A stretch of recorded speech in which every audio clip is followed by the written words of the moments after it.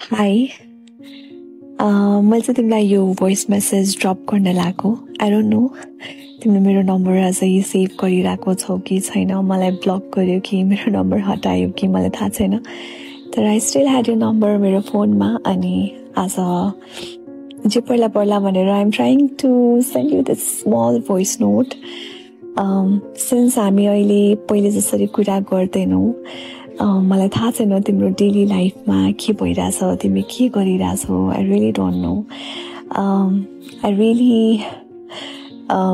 जति पनि तिमीले पोस्टहरू गर्थ्यौ अहिले त मैले त्यो हेर्न पनि पाउँदिनँ सिन्स यु ब्लक्ड मी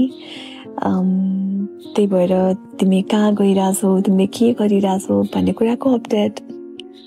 मसँग छैन अहिले I really miss talking to you हामी कति मजाले गफ गर्थ्यौँ I really miss your voice I miss your voice messages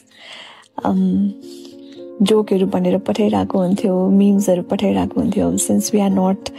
social मिडियामा पनि छैन त्यही भएर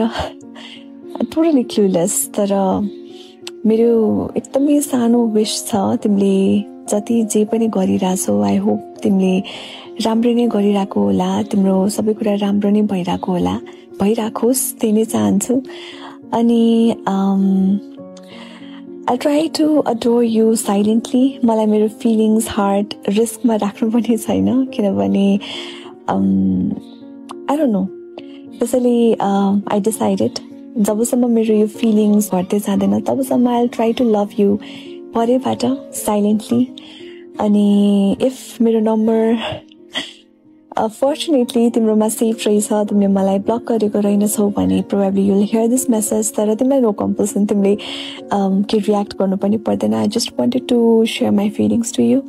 and yes I love you that does not mean you have to love me back